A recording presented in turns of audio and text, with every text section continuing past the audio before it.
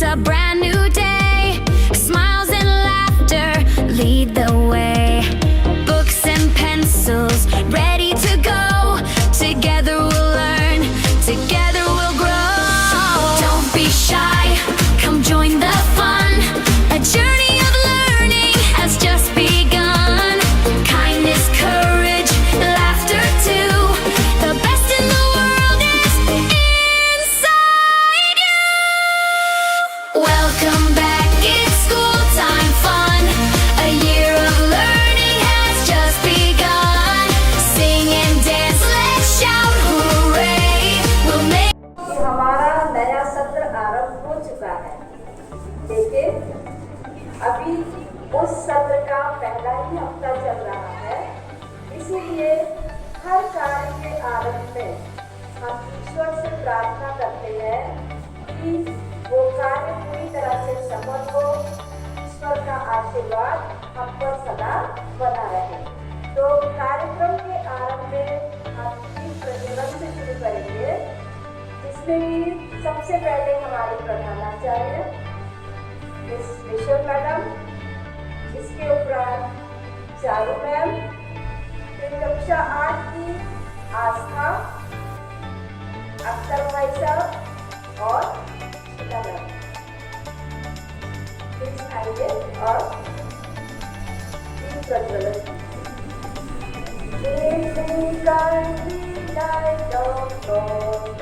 I'm going to let it shine. Lead me, guide me, light of God. I'm going to let it shine. Lead me, guide me, light of God. I'm going to let it shine all the time. नए सत्र के आरंभ की प्रार्थना। हे प्रभु, हम आपको धन्यवाद देते हैं कि आपने हमें पुनः एक नया सत्र आरंभ करने का अवसर प्रदान किया है। हमारे मन को ज्ञान से भर दीजिए। हमारे हृदयों को प्रेम और दया भाव से भर दीजिए। हम सभी छात्र छात्राओं विद्यालय के छोटे बड़े हर सदस्य पर अपनी अनुकंपा और दया बनाए रखे। हमें सही मार्ग पर चलना सिखाइए, ताकि हम सच्चाई और ईमानदारी से जीवन जी सके।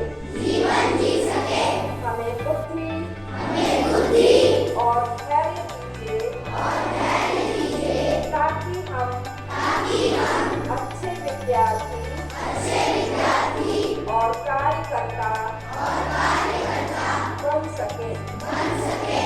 हे प्रभु, इस नए सत्र में हमें सफलता,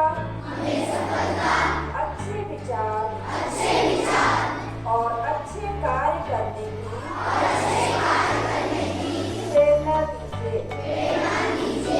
सबको सुरक्षित और स्वस्थ रखिए।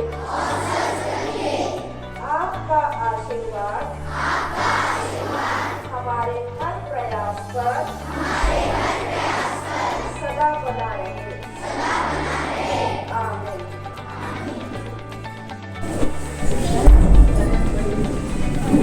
सर्वधर्म समभाव, सभी धर्म समान हैं। सुप्रभात सम्मानीय शिक्षकगण एवं मेरे प्यारे बच्चों। धर्मशास्त्रों में कहा गया है, एकम स्वाद्विपा बहुधा वदन्ति, एकम स्वाद्विपा बहुधा वदन्ति, अर्थात सत्य एक है, ज्ञानी उसे अनेक नामों से जानते हैं। अलग अलग घर भले ही अलग अलग रास्ते दिखाते हो, लेकिन उनका उद्देश्य एक ही है, ईश्वर की प्राप्ति और मानवता का कल्याण। ईश्वर की प्राप्ति और मानवता का कल्याण। आज हम सभी लोग सर्वधर्म समभाव प्रार्थना हेतु यहाँ पर उपस्थित हुए हैं।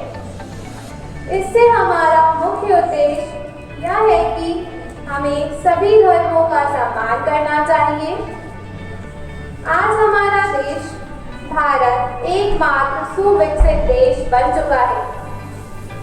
यहाँ पर भिन्न भिन्न जाति समुदाय के लोग एक साथ मिलजुल कर रहते हैं।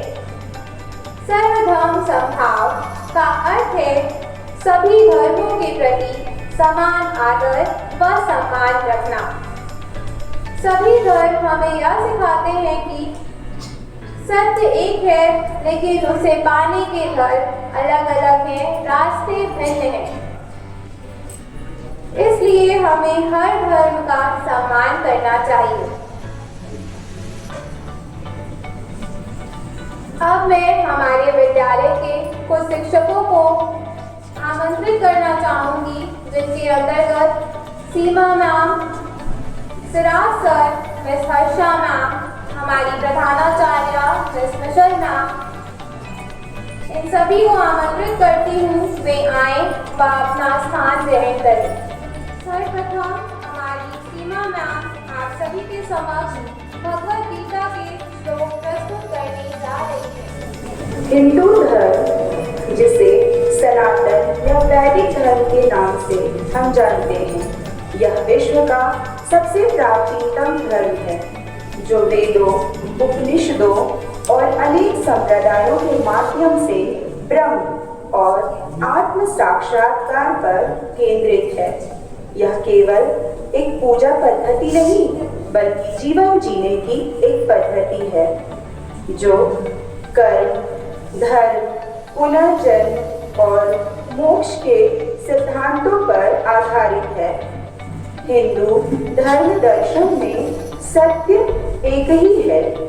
सभी धर्मों द्वारा अनुसरण किए जाने वाले मार्ग भले ही अलग हो सकते हैं, किंतु गंतव्य एक ही है, सर्वधर्म समभाव, अर्थात सभी धर्मों के प्रति समान आदर भाव।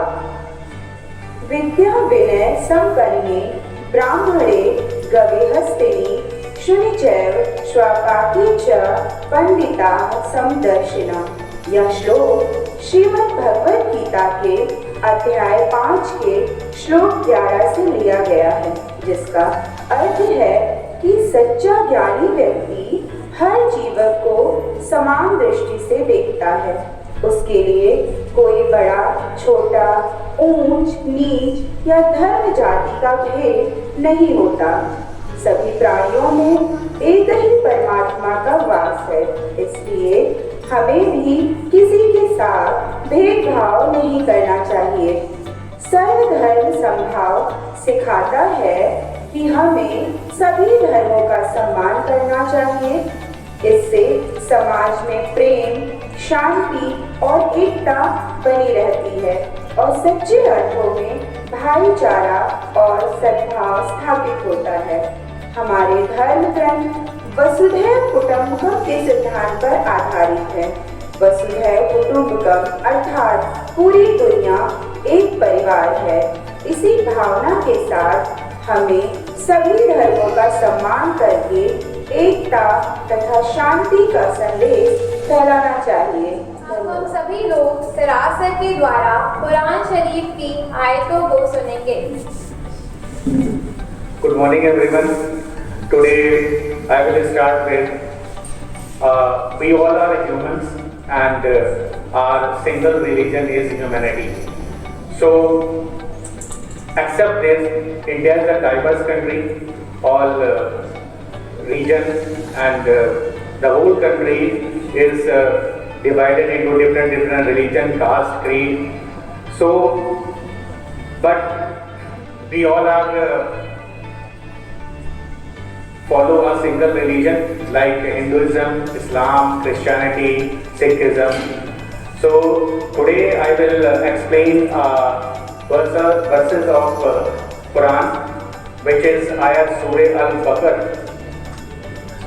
La mukallifullahu nafsan illa wus'aha laha ya kasabat wa alayha mataksabat Rabbana la tu'akhidna in nasina aw akhtana Rabbana wala tahimmal alayna isna wa'ufa anna waghfir lana warhamna.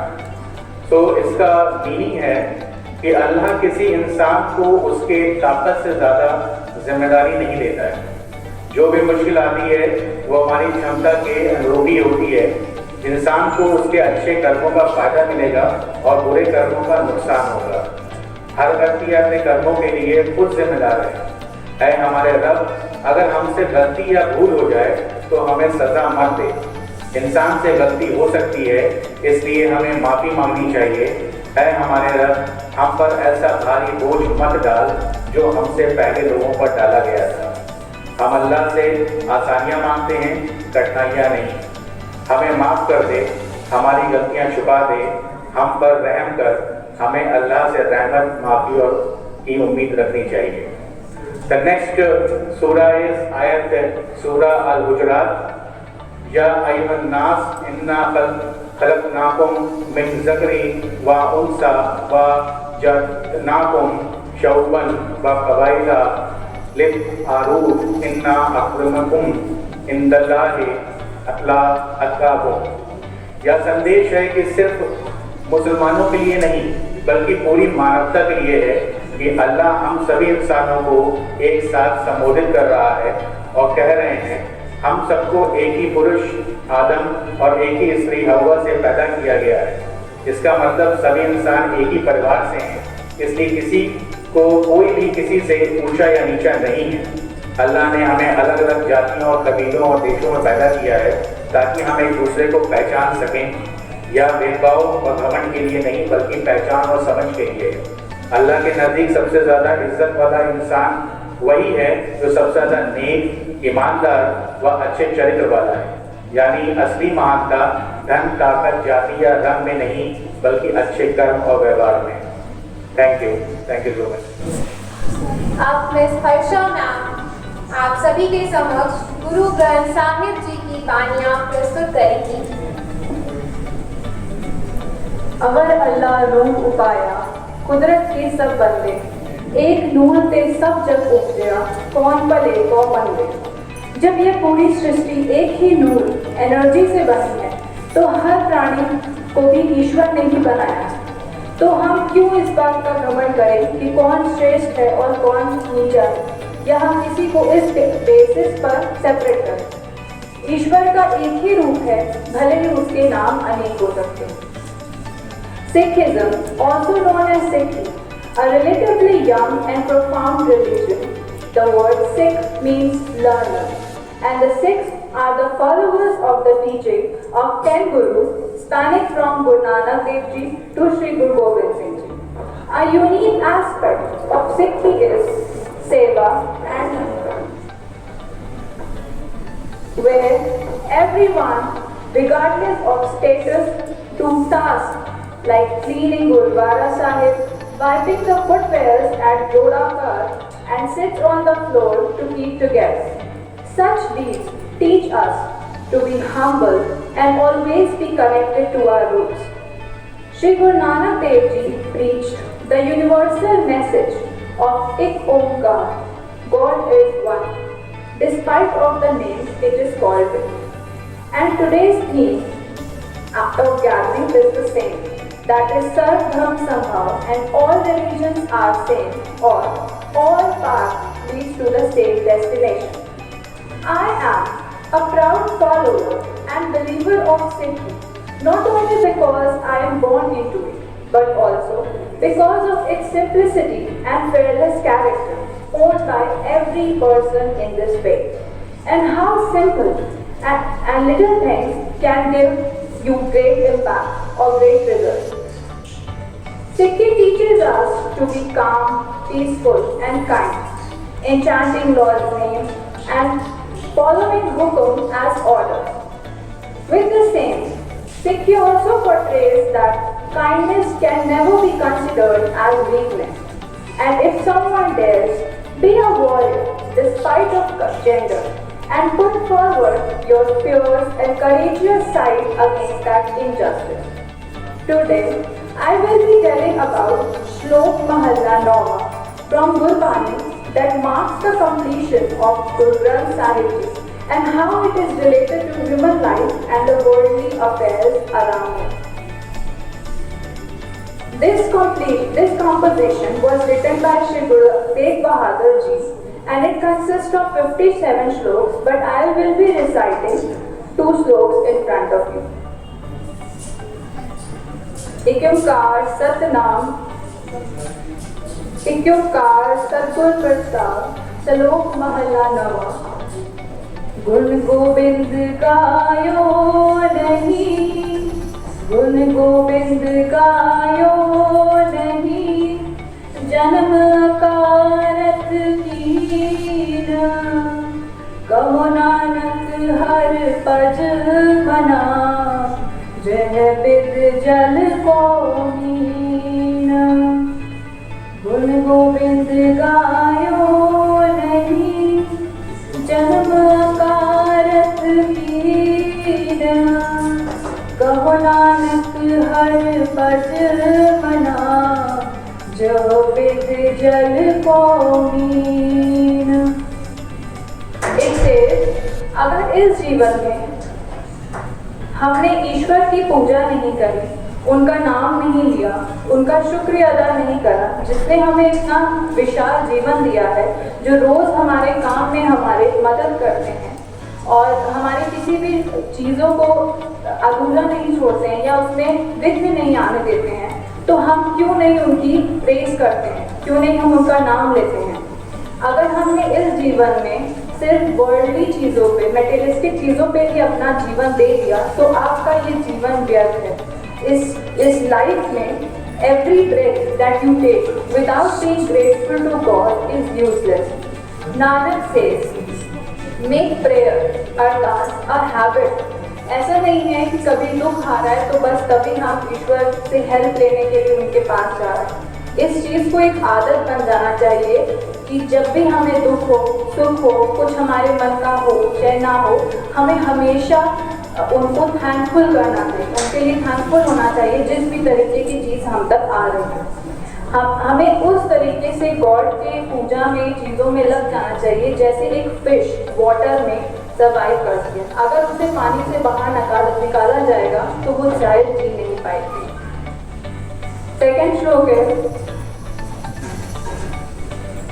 जग रचना सब झूठ है, जान ले हो रे मीत, कहो नानक फिर ना रही जो बालू की भीत।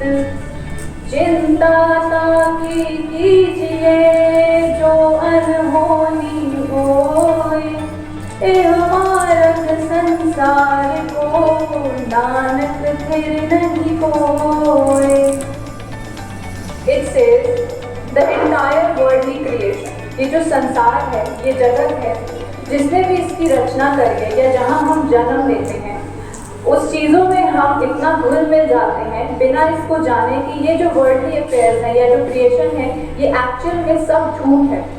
हम जहाँ पर हैं, जहाँ पे भी काम कर रहे हैं, कई बार ऐसा होता है कि हम ये सोचने लग जाते हैं कि शायद हम इसी जन्म के लिए या इसी जगह के लिए बने हैं, तो हम अपने आप को सर्वश्रेष्ठ बनाने लग जाते हैं और ऐसा करते हैं कि हम अपने आप को एक कह सकते हैं ईगोस्टिक होने लग जाते हैं। तो गुरु नानक देव जी कहते हैं कि सब कुछ जो भी है वो यहीं पर रह के जाएगा। आप जो अपने साथ लेकर के जाओगे वो है आपकी सोल और आपके गुड डीड्स। गुड डीड्स में आप क्या लेके जा सकते हो, वो है ओनली द लॉर्ड्स नेम, जो आपको इस जन्म में भी हेल्प कर रहा है और आप इसके आगे जो आपकी आफ्टर लाइफ कंसिडर किया जाता है उसमें भी आपकी हेल्प करेगा। तुम्हें हमारी प्रधानाचार्य मिस्टर शर्मा आप सभी के समक्ष पवित्र बाइबल से एक दृष्टांत पर प्रकाश डालेंगी। अब हम पवित्र ग्रंथ बाइबल से संत मत्ती द्वारा लिखे गए अध्याय 25 की आयत 14 से 30 तक का पाठ करेंगे। स्वर्ग का राज उस मनुष्य के सदृश है जिसने विदेश जाते समय अपने सेवकों को बुलाया और उन्हें अपनी संपत्ति सौंप दी। उसने प्रत्येक की योग्यता का ध्यान रखकर एक सेवक को 5,000, दूसरे को 2,000 और तीसरे को 1,000 अशर्फियाँ दी। इसके बाद वह विदेश चला गया। जिसे 5,000 अशर्फियाँ मिली थीं, उसने तुरंत जाकर उनके साथ लेन देन किया तथा और 5,000 अशर्फियाँ कमा ली। इसी तरह जिससे 2,000 अशर्फियाँ मिली थीं, उसने और 2,000 कमा ली। लेकिन जिससे 1,000 अशर्फियाँ मिली थीं, वह गया और उसने भूमि खोदकर अपने स्वामी का धन छिपा दिया। बहुत समय बाद उन सेवकों के स्वामी ने लौटकर उनसे लेखा लिया। जिससे 5,000 अशर्फियाँ मिली थी, उसने और 5,000 लाकर कहा, स्वामी, आपने मुझे 5,000 अशर्फियाँ सौंपी थी। देखिए, मैंने और 5,000 कमाई। उसके स्वामी ने उससे कहा, शाबाश भले और ईमानदार सेवक, तुम थोड़े में ईमानदार रहे, मैं तुम्हें बहुत पर नियुक्त करूँगा। अपने स्वामी के आनंद के सहभागी बनो। इसके बाद वह आया जिससे 2,000 अशर्फियाँ मिली थी। उसने कहा, स्वामी, आपने मुझे 2,000 अशर्फियाँ सौंपी थी। देखिए, मैंने और 2,000 कमाई। उसके स्वामी ने उससे कहा, शाबाश भले और ईमानदार सेवक, तुम थोड़े में ईमानदार रहे, मैं तुम्हें बहुत पर नियुक्त करूँगा। अपने स्वामी के आनंद के सहभागी बनो। अंत में वह आया जिससे 1,000 अशर्फियाँ मिली थी। उसने कहा, स्वामी, मुझे मालूम था कि आप कठोर हैं। आपने जहाँ नहीं बोया वहाँ लूटते हैं और जहाँ नहीं बिखेरा वहाँ बटोरते हैं। इसलिए मैं डर गया और मैंने जाकर आपका धन भूमि में छिपा दिया। देखिए, यह आपका है, इसे लौटाता हूँ। स्वामी ने उससे उत्तर दिया, दुष्ट और आलसी सेवक, तुझे मालूम था कि मैंने जहाँ नहीं बोया वहाँ लूटता हूँ और जहाँ नहीं बिखेरा वहाँ बटोरता हूँ। तो तुझे मेरा धन महाजनों के यहाँ जमा करना चाहिए था। तब मैं लौटने पर उससे सूद के साथ वसूल कर लेता। इसलिए ये 1,000 अशर्फियाँ इससे ले लो और इसके पास 10,000 है, उसी को दे दो, क्योंकि जिसके पास कुछ है उसी को और दिया जाएगा और उसके पास बहुत हो जाएंगे। लेकिन जिसके पास कुछ नहीं है, उससे वह भी ले लिया जाएगा जो उसके पास है। और इस निकम्मे सेवक को बाहर अंधकार में फेंक दो। वहाँ वे लोग रोएंगे और दांत पीसते रहेंगे।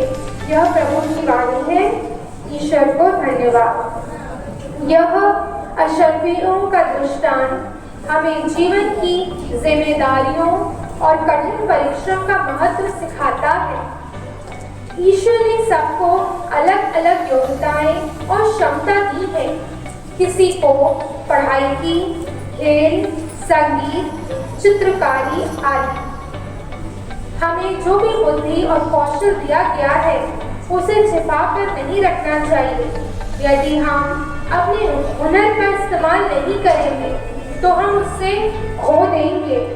यदि हम अपनी योग्यता के द्वारा कुछ अच्छा करने का प्रयास करेंगे तो अच्छे परिणाम पाएंगे। अपने हर छोटे बड़े कार्य को पूरी लगन और ईमानदारी से पूर्ण करने पर भविष्य में बड़ी सफलता प्राप्त कर सकते हैं, क्योंकि ईमानदारी, लगन और कर्तव्य निष्ठा ही सफलता की नींव है। आलस सफलता का शत्रु है, अतः आलस त्याग कर कर्मनिष्ठ बनना ही श्रेष्ठ